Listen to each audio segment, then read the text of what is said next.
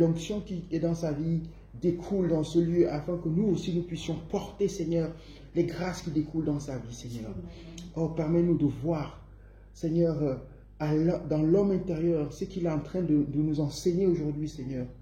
Et donne-lui la force, Seigneur. Donne-lui aussi de parler selon ce que tu as mis dans son cœur. Donne-lui de prononcer des paroles pour chacun d'entre nous, selon ce que tu lui donneras, Seigneur, par rapport à cet enseignement.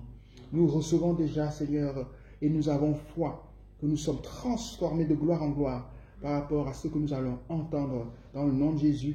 Nous bénissons le prophète Martin, que l'onction de Dieu soit encore, Seigneur, au centuple dans sa vie, multipliée, Seigneur, afin qu'il soit toujours à l'écoute de ce que tu veux nous apporter. Nous savons qu'il donne des enseignements, Seigneur, dans toute la Suisse.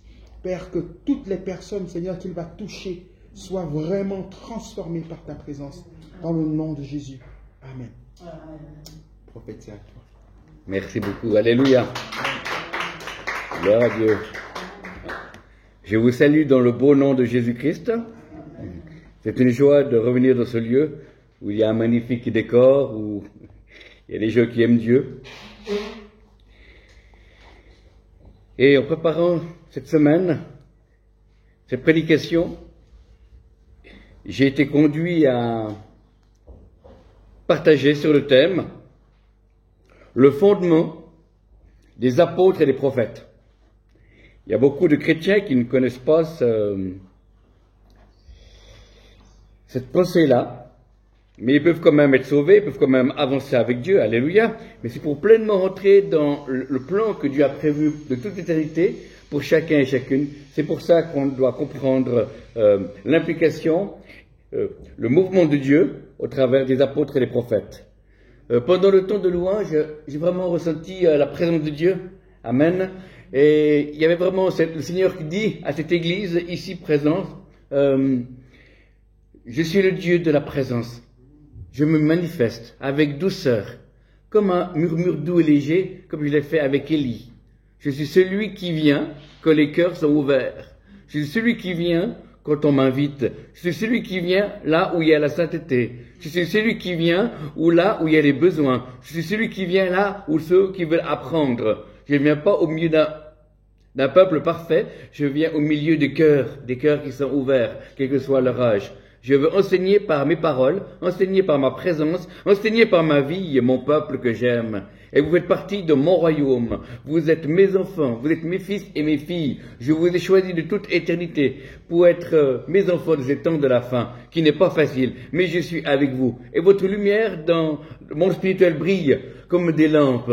Et ceux qui ont un petit peu spirituel voient qu'il y a ma présence sur votre vie. Alors n'ayez pas peur, relevez la tête, peuple de Dieu. Je suis avec vous quand vous êtes rassemblés, avec vous quand vous êtes dans vos maisons, avec vous quand vous êtes dans vos travails ou dans vos études. Je suis celui qui aide toute éternité. J'ai dit que je serai avec vous jusqu'à la consommation des siècles. Alors, Église, ne craignez pas. Parce que votre Dieu est là, votre Dieu vous aime et vous êtes entouré de mon amour, vous êtes entouré de mes anges, vous êtes entouré de mes bénédictions et je n'ai pas fini. Et c'est moi qui règne sur les nations, c'est moi qui règne sur Israël, c'est moi qui règne sur le continent africain, c'est moi qui règne sur les grands de ce monde. Alors ne craignez pas les médias, craignez celui qui peut jeter de la géhenne, que celui qui a les oreilles écoute ce que l'Esprit dit à l'Église. Amen. Amen. Voilà. C'était bon de pouvoir relâcher cet oracle. Comme chaque parole, il faut examiner toutes choses et retenir ce qui est bon, comme c'est marqué dans l'Épître des Thessaloniciens. Alors pour ceux qui ont la Bible avec eux, je vous invite dans Éphésiens 2, versets 18 à 21 pour commencer. Éphésiens 2, versets 18 à 21. Je lis de la version second 21. À travers lui, en effet, nous avons les uns et les autres accès auprès du Père par le même esprit. Ainsi donc, vous n'êtes plus des étrangers ni des résidents temporaires. Vous êtes au contraire concitoyens des saints, membres de la famille de Dieu. Verset 20. Vous avez été édifiés sur le fondement des apôtres et des prophètes. Jésus-Christ lui-même étant la pierre angulaire. C'est en lui que tout l'édifice bien coordonné s'élève pour être un temple saint dans le Seigneur. C'est en lui que vous êtes édifiés avec eux pour former une habitation de Dieu en esprit. Amen. Je voulais partager ce qu'il y avait avant le verset 20 et après. C'est bien de pouvoir avoir un plus grand aperçu de la vérité qui est la parole.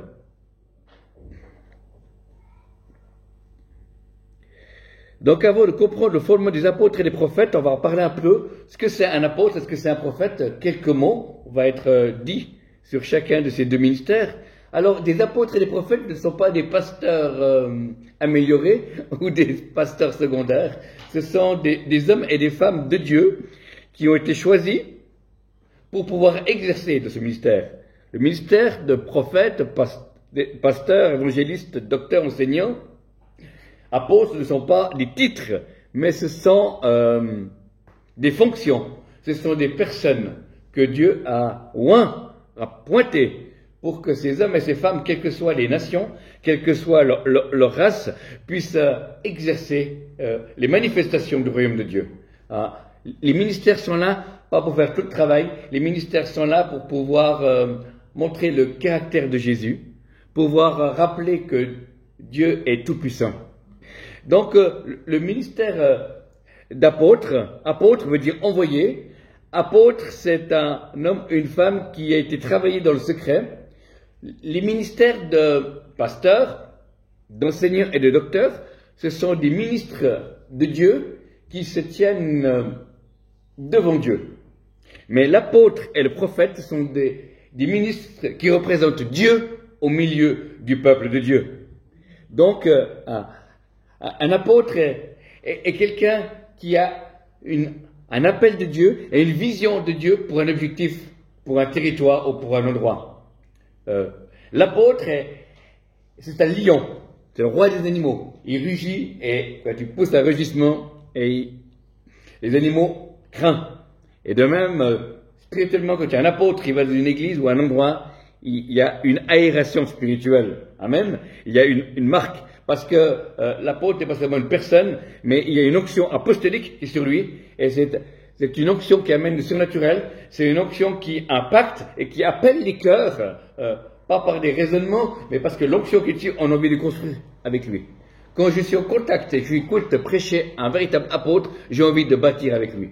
Pas parce qu'il est sympa, pas parce que... Non, il y a une onction qui est comme un aimant et qui attire les brebis, qui attire les autres ministères à vouloir collaborer avec lui pour un temps court, long ou tout l'œuvre.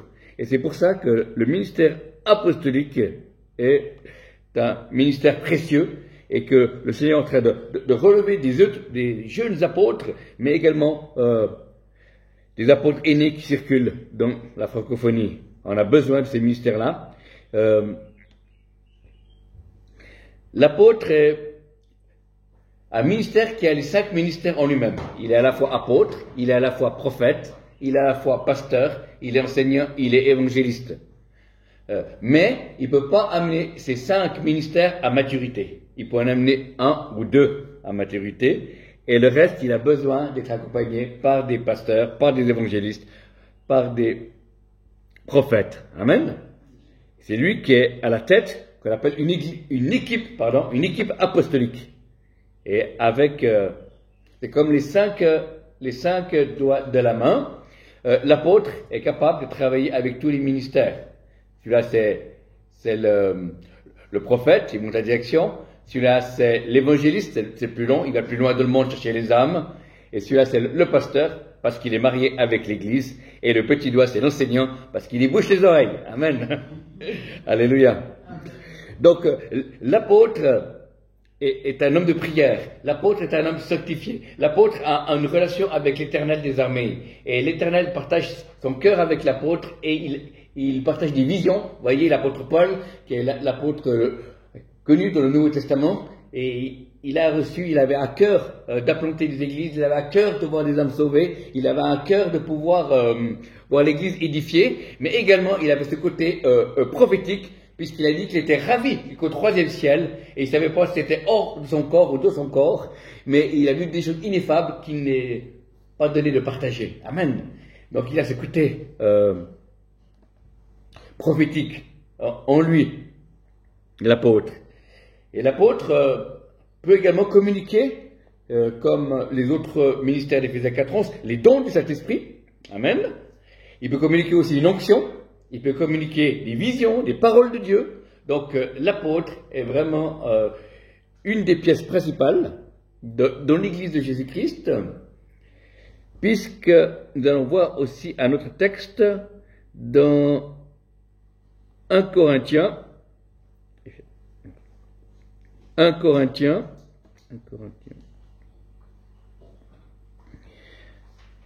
12, 27 à 30. 1 Corinthiens 12, 27 à 30.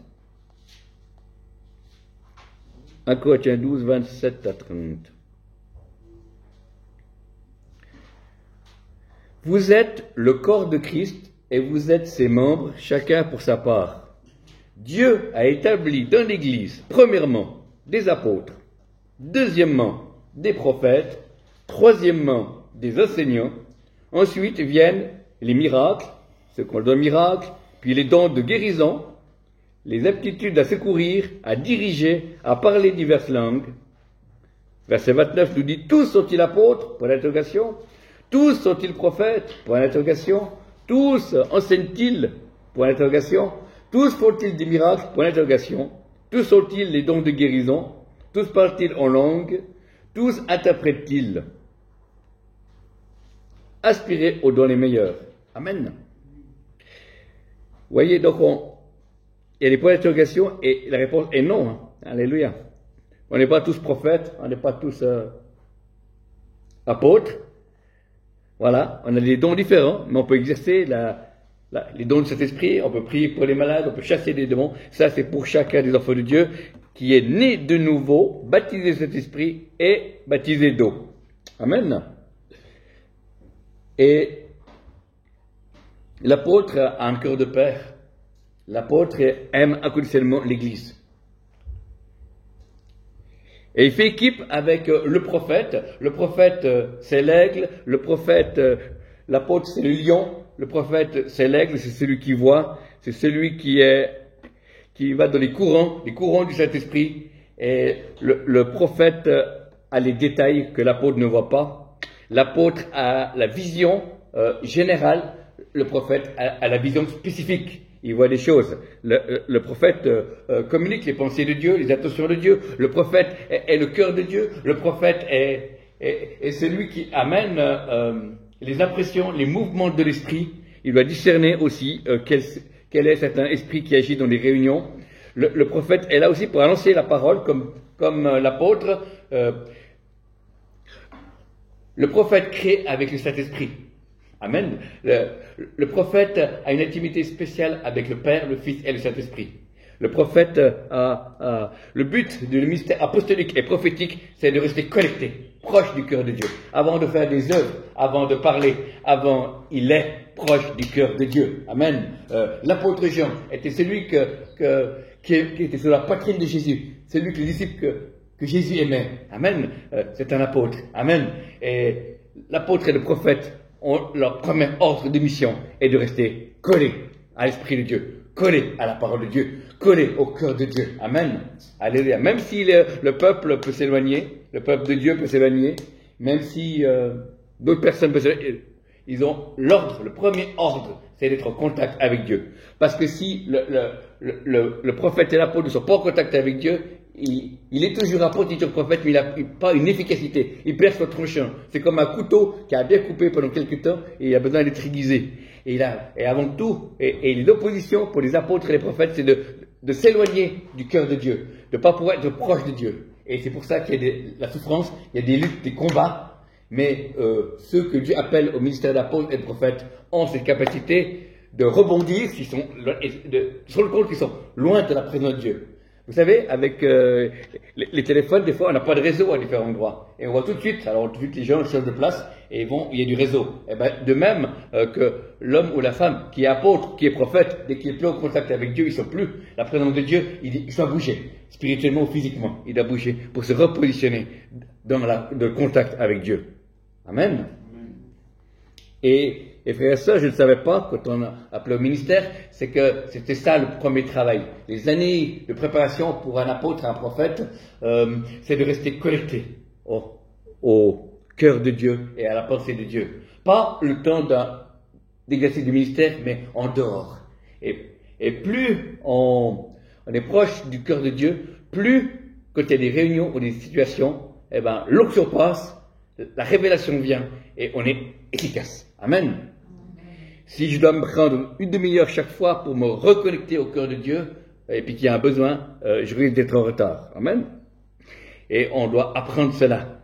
Et c'est pour ça que le plus difficile, ce n'est pas que je suis devant vous, c'est que je suis hors estrade pour rester connecté à Dieu.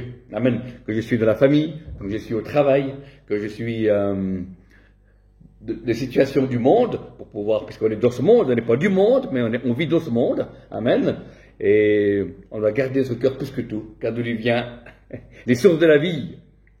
Alors, l'apôtre et le prophète, ce sont deux ministères qui sont là pour pouvoir apporter la vie. C'est ça. C'est comme la nitro et la glycérine. C'est comme pile plus et négatif ensemble. Il amène la puissance de Dieu, amène des bénédictions de Dieu. Il y a des choses qui se passent dans le monde spirituel, il y a des choses qui se passent dans le monde physique. Amen. Donc on est édifié sur le fondement des apôtres et des prophètes.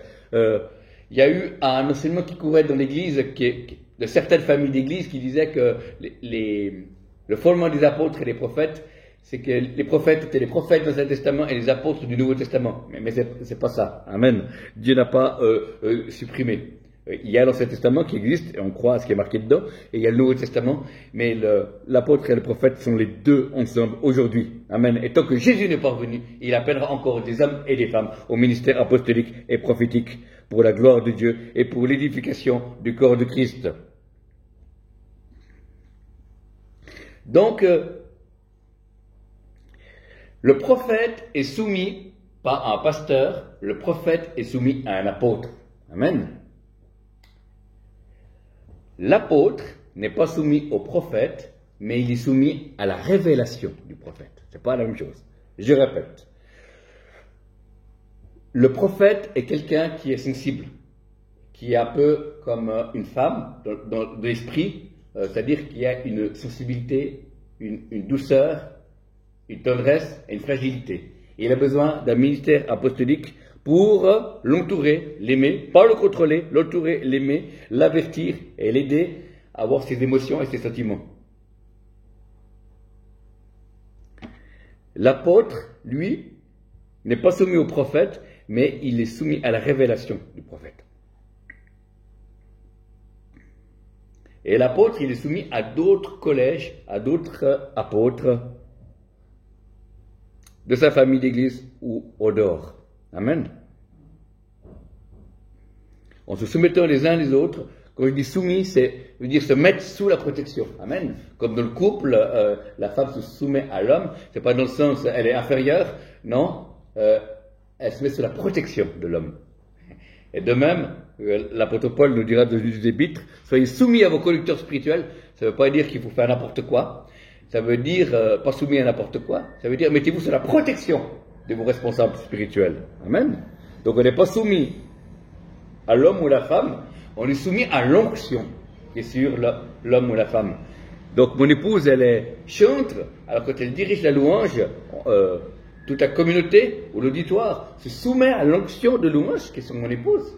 Voilà. Et durant seulement le temps de louange, eh ben, elle entend des mouvements de l'esprit, des pensées de Dieu, et elle amène les chants dans une direction. Et il y a de l'ordre, elle a reçu ce don-là, et voilà. Et après, quand c'est plus la louange, eh ben, elle redevient une fille de Dieu, dans la grâce de Dieu, et c'est quelqu'un d'autre qui préside ou qui a l'autorité. Amen. On ne peut pas toujours avoir l'autorité. On a l'autorité à des moments particuliers, le temps d'exercer le ministère, le temps d'une prière ou d'une délivrance, ou le temps d'une prédication, ou le temps d'une action de Dieu. Mais sinon, on est tous équivalents. On est tous devant Dieu, des hommes et des femmes graciés, des hommes et des femmes qui méritent rien du tout, mais qui ont été sauvés. Et nous faisons des œuvres, pas pour être sauvés, mais parce que nous sommes sauvés.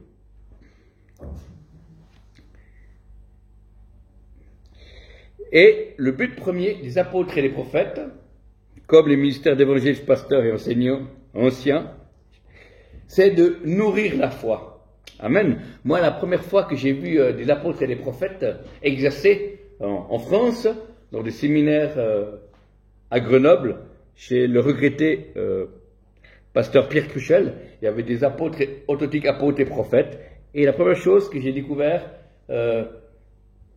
c'est qu'ils ont nourri ma foi. Amen. Par leur manière d'être, les prophètes qui parlaient, on avait envie de passer du temps avec Dieu parce que l'avait transformé. Il n'était pas parfait, mais il y avait une présence de Dieu qui était là, il y a une précision de les paroles, et ça donnait envie. Donc, les ministères apostoliques et prophétiques sont là pour nourrir la foi du peuple de Dieu. Par leur témoignage, les choses qu'ils ont vécues sur le terrain missionnaire ou dans notre église, par des révélations que Dieu donne. Le but des apôtres et des prophètes, c'est de nourrir la foi. Je vous invite dans le livre des actes, les actes des apôtres, ou des actes du Saint-Esprit, les actes, livre des actes, acte 15, verset 32, acte 15, verset 32. Acte 15, verset 32. Jude et Silas, qui étaient eux-mêmes prophètes, encouragèrent les frères et les fortifièrent en leur parlant longuement ou par des discours. Amen. Vous voyez? Donc, Jude et Silas, qui étaient des prophètes, voilà. Ils nourrissaient la foi par les discours, ils encourageaient à rester accrochés à Jésus-Christ. Et c'est le but aussi de chaque ministère apostolique et prophétique, principalement, comme les autres ministères, même les anciens de l'Église, à rester fidèles à Dieu.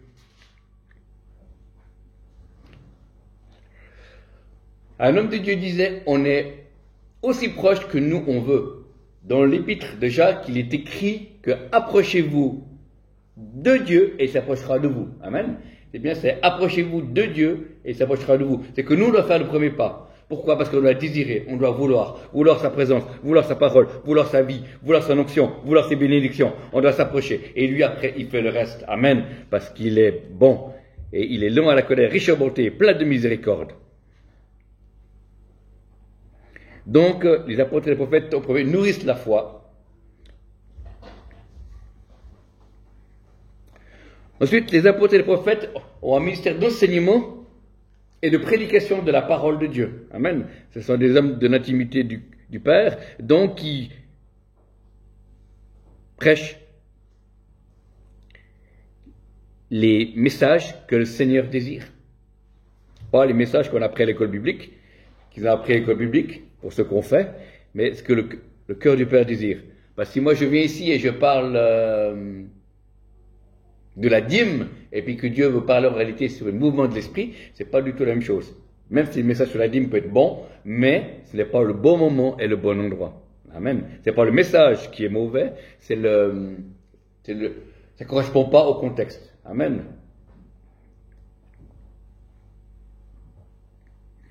Alors, l'enseignement des apôtres et des prophètes, acte 2, on va prendre acte 2.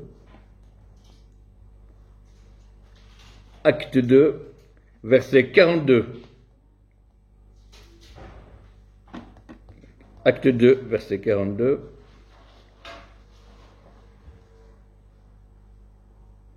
Il persévérait dans l'enseignement des apôtres, de la communion fraternelle, de la fraction du pain et dans les prières. Pas marqué, il persévérait dans l'enseignement biblique. Il persévérait dans l'enseignement des apôtres.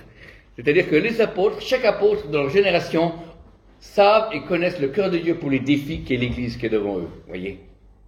Automatiquement, l'enseignement des apôtres, automatiquement, il est biblique, mais il parle des problèmes qu'il y avait à l'époque pour leur génération, et pour l'Église et pour la société. Et nos apôtres, nos prophètes aujourd'hui devraient parler des situations modernes où l'homme et la femme chrétienne est confronté, les licenciements, les problèmes de burn-out, le mobbing,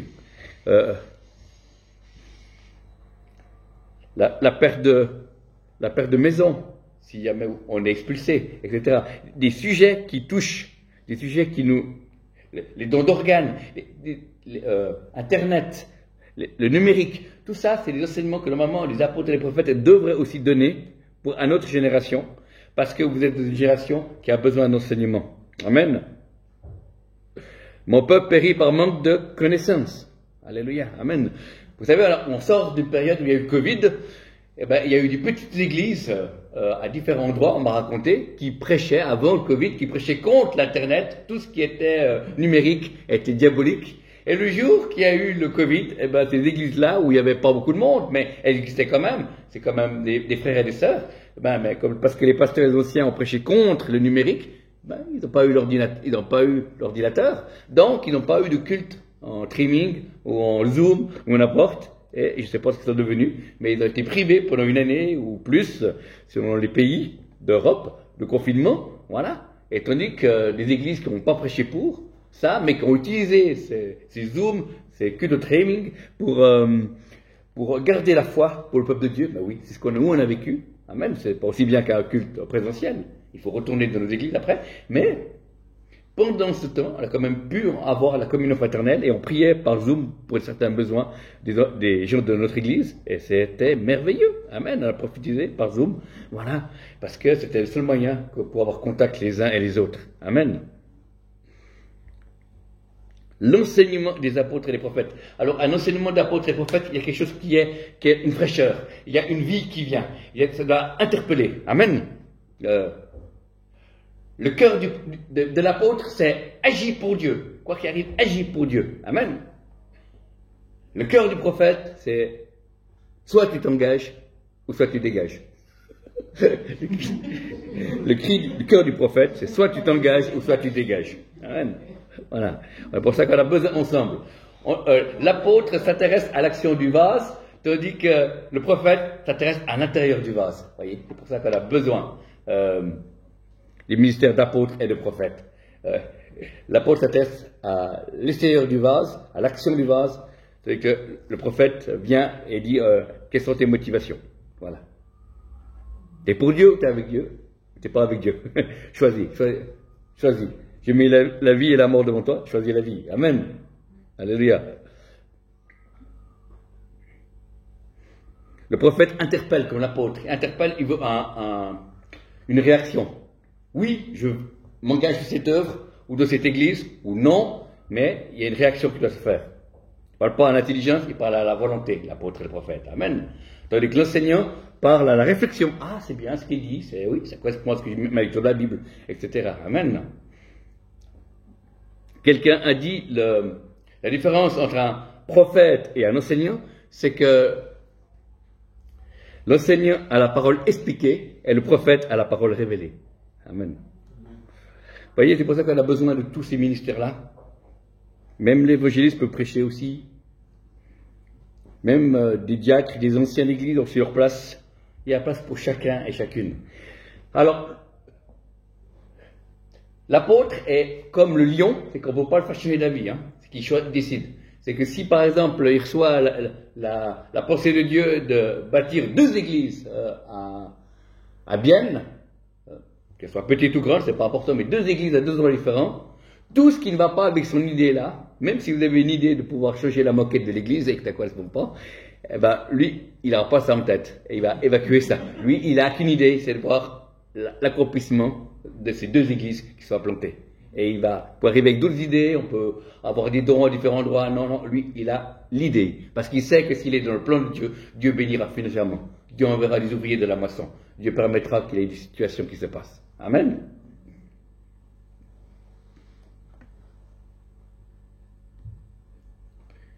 On m'a raconté qu'il y avait un apôtre partout où il allait, il parlait de gens de Dieu de la rue, puis Partout, il y avait 2 ou 3 personnes qui se convertissaient. Donc, vous pouvez démarrer une église à différents endroits où il allait, dès qu'il y avait des conversions. Voilà. La différence entre un évangéliste et un apôtre, eh ben, l'évangéliste veut le salut des âmes, amen, une multitude, lui s'intéresse, c'est le salut des âmes, mais pas à leur maturité, pas à leur croissance. Tandis que l'apôtre s'intéresse au salut, mais également à la personne chauffe les chaises, qui rentre dans son identité de Jésus-Christ, qu'ils se fassent baptiser d'eau, baptiser de Saint-Esprit, et qu'ils deviennent un instrument puissant entre les mains de Dieu. Amen. Vous voyez, donc les ministères sont différents. C'est pour ça, des fois, on compare les hommes et les femmes de Dieu par erreur, parce qu'on ne connaît pas leur ministère. Mais ensemble, on a besoin. Et si on a les 5 ministères d'Éphésiens 4:11, hein, apôtre, prophète, pasteur, docteur, enseignant, eh ben, nous avons une articulation du cœur de Dieu. C'est-à-dire, si une personne est découragée, eh ben, le pasteur vient et puis il dit, viens ma fille, viens mon fils, viens avec moi, on va boire un café, raconte-moi ce qui ne va pas, je vais prier pour toi. Voilà. Et après, la personne, elle est restaurée. Après, elle croise l'évangile qui dira, ben voilà, maintenant tu es sauvé, tu es restauré, c'est super, bravo. Maintenant, tu vas témoigner. Tu vas donner des tracts. Tu vas donner ton témoignage au micro dans la rue. Amen. Et la personne, comme elle a été restaurée et encouragée, elle va parler. Et là, il peut y avoir des personnes qui se convertissent. Amen. Et puis, quand ces personnes amènent quelqu'un à Jésus, après, il y a l'enseignant qui peut l'enseigner, expliquer la Bible, les fondements de la base de la parole de Dieu. Et puis, ces personnes ont fait peut-être vécu un divorce ou difficulté, besoin d'un accompagnement pastoral. Et le pasteur est là pour revenir et pour aider cette personne. Et puis après, la personne, elle vit normalement de culte. Puis après, le prophète, il vient, puis il dit, oh, qu'est-ce que tu fais encore là?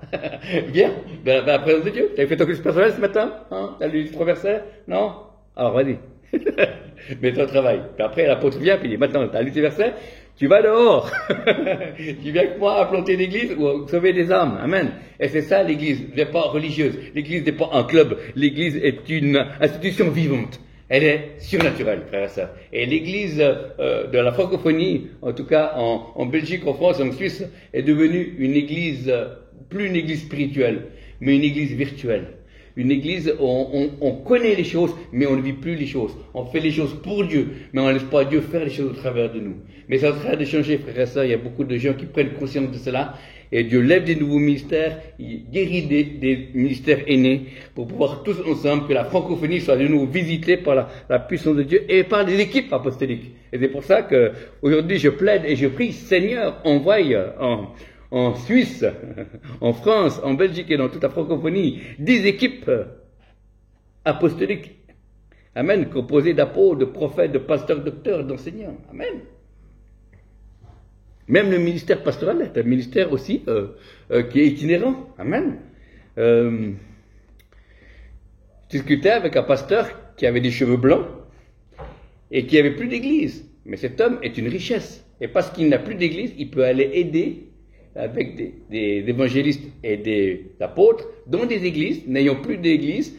Les gens ne vont pas suivre cet homme. Voilà, voilà. Mais comme il a l'expérience, il peut apporter à d'autres ministères pastoraux sur place, qu'ils ont peut-être dépassé pour certains cas particuliers. Amen.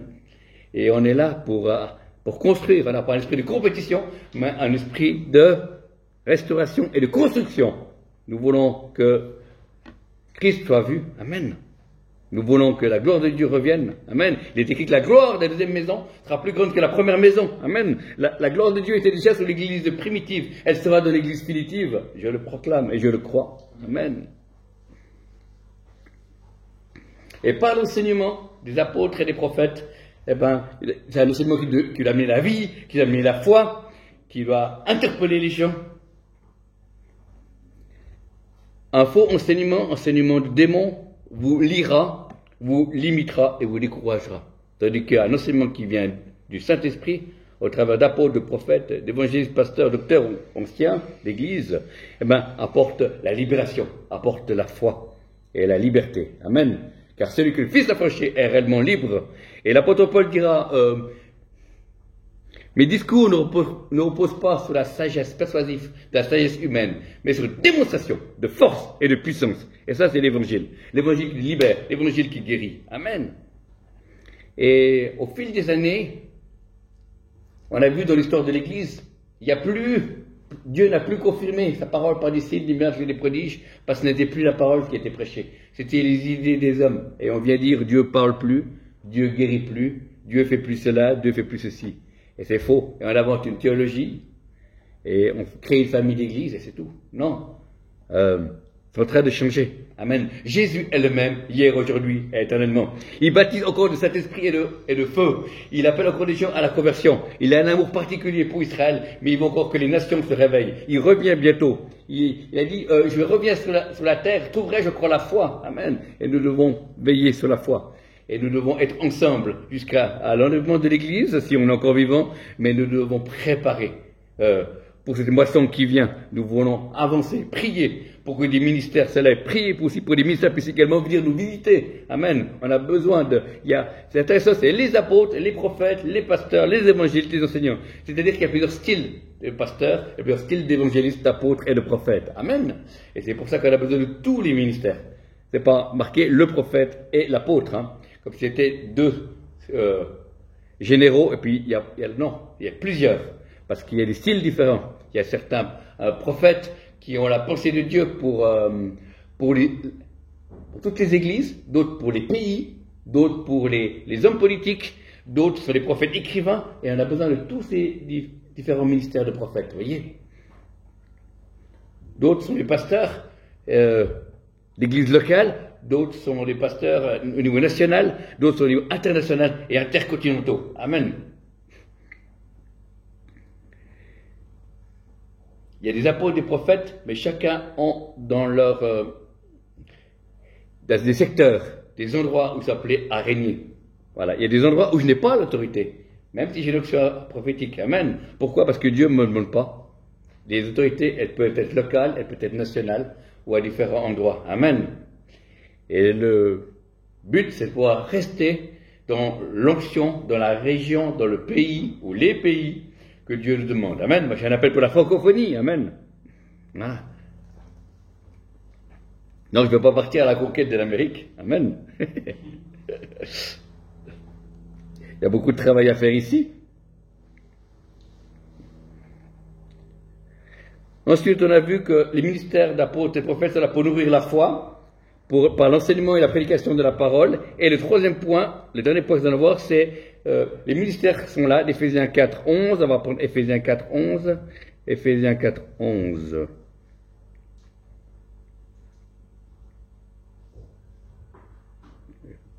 Éphésiens 4, 11.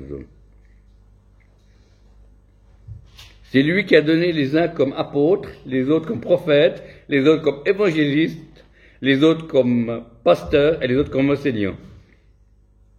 Il a fait pour former les saints aux tâches du service en vue de l'édification du corps de Christ.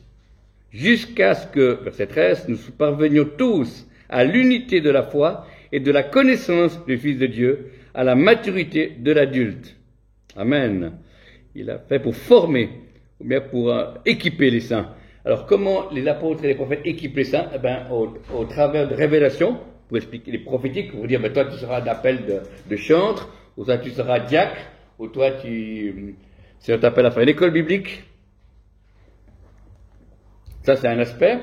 Un autre aspect, les apôtres et les prophètes, principalement, sont là aussi pour communiquer les dons de l'Esprit, puisque l'apôtre Paul dira, dans l'Épître aux Romains, il me tarde d'être parmi vous, afin de vous communiquer certains dons du Saint-Esprit. Amen. Donc, l'apôtre et le prophète sont là pour équiper les saints. Ça m'est arrivé, il y a de nombreuses années, où j'étais dans une conférence en France, et il y avait un apôtre américain qui était là, et il m'a appelé, il m'a dit, jeune homme, venez devant. Il y avait beaucoup de monde qui était là, et il m'a regardé, il m'a dit, ben, je vais faire deux choses. Je vais te donner une information prophétique. Dieu te dit que tu vas exercer la prophétie, parole de connaissance, parole de sagesse. Voilà, ça c'est la formation prophétique. Mais ça reste une information. Et pour que tu vives cela, je te communique en tant qu'apôtre l'onction. Et il m'a posé les mains, je suis tombé par terre, et après j'ai rigolé. Mais après, les réunions suivantes, je retournais mieux la voix de Dieu. Et c'est comme ça que j'ai reçu ces dons de l'esprit, de la parole de connaissance, parole de sagesse et la prophétie. Amen. Donc c'est pour ça que c'est un fondement qui est caché. Les fondements d'une maison, on ne les voit pas, les fondements du bâtiment, mais ils existent. Sinon le bâtiment tomberait.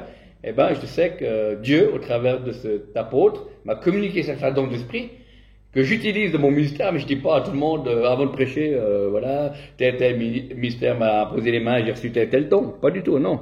Ça ne se voit pas, mais c'est en moi. Ça peut être en vous, si des hommes et des femmes de Dieu vous communiquent les dons de cet esprit. Communiquer aussi des onctions. C'est qu'il y a des fois des onctions que je libère, des onctions de combat spirituel. Certaines personnes sont des intercesseurs de la salle, je ne sais pas, et je libère sur eux à nouveau parler en langue. Je peux aussi libérer par révélation le don de prophétie. Ça arrive. À certains endroits, ça m'est arrivé. Alléluia. Gloire à Dieu. Voilà, mais c'est sur la révélation, c'est sur ta parole, nous jetons le filet.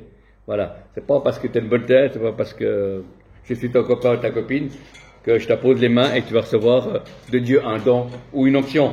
Amen.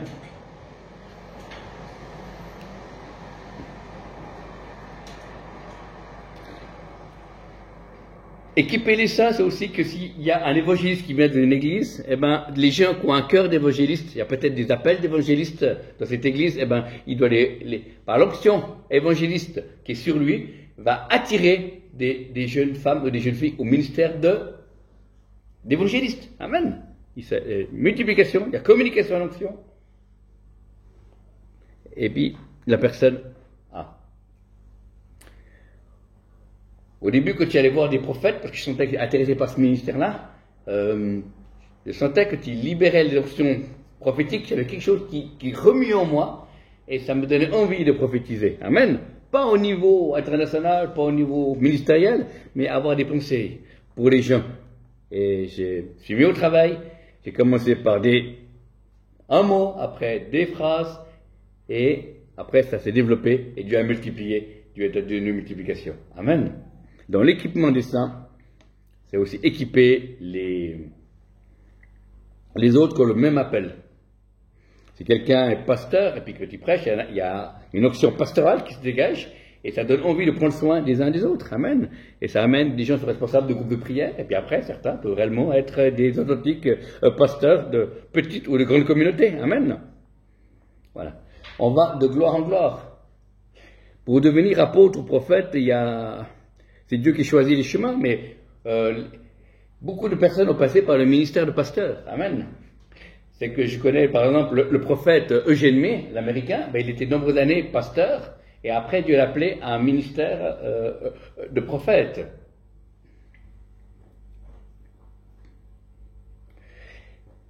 Un autre serviteur de Dieu, il a aussi fait plusieurs années au ministère de pasteur, et après il est devenu apôtre. Et voilà.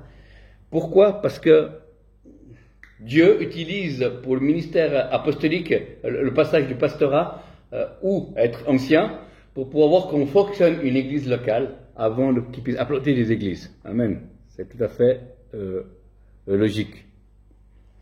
Et puis pour les prophètes, certains ont été anciens d'église avant de passer au ministère de prophète, certains ont été pasteurs avant de devenir prophètes, et d'autres, comme moi, ont eu le privilège de pouvoir être formés par un ministère prophétique et pouvoir recevoir enseignement et conseils. Il y a également des formations en ligne, des formations qui aident les chrétiens à rentrer dans leur vocation. Mais on ne choisit pas son ministère. Amen. C'est Dieu qui choisit le ministère. Hein. De même, vous n'avez pas choisi d'être un homme ou une femme, c'est Dieu qui a choisi pour vous. Et il a aussi choisi le ministère sur mesure pour vous. Amen. Ou une fonction dans l'Église. Donc, apprendre à recevoir de Dieu. Les apôtres et prophètes nourrissent la foi, apportent de l'enseignement spécifique, équipent les saints. Et le but, c'est de voir chacun rentrer dans la vocation que Dieu a prévue pour chacun d'entre vous. Au nom de Jésus. Amen.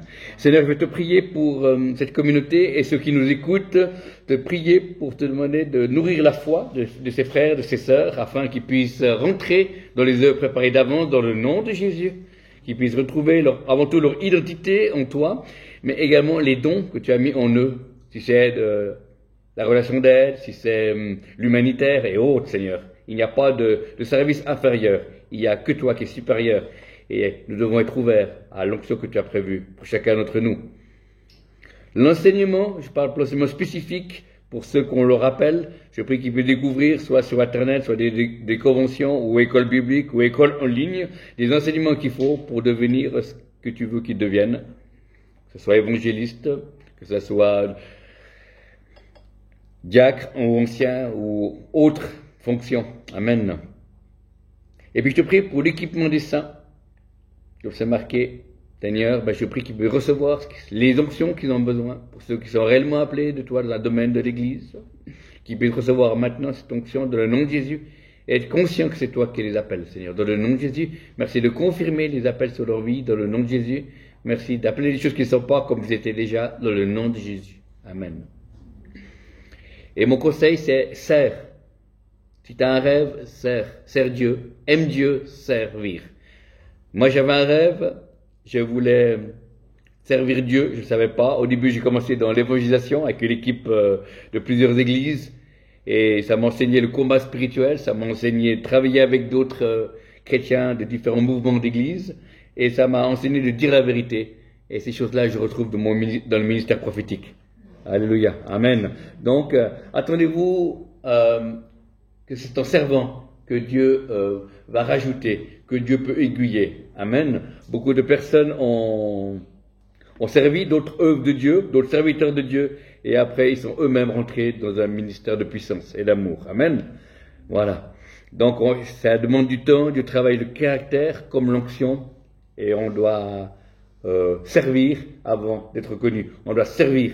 Et les autres verront du fruit. Les autres verront que les paroles que vous avez sont justes. Verront qu'il y a quelques personnes qui sont guéries. Alléluia. Amen. Cette semaine, j'ai reçu un WhatsApp d'un frère d'une autre communauté où j'étais allé prêcher dans son église et j'avais pu prier pour ces personnes qui avaient une douleur au dos ou à l'épaule. Et il avait ça depuis le mois d'octobre et maintenant il est guéri. Amen. Alléluia. Gloire à Dieu. C'est magnifique, Dieu est puissant. Alléluia. Que le Seigneur vous bénisse et que le Saint-Esprit vous dérange et soyez bénis. Amen. Merci beaucoup.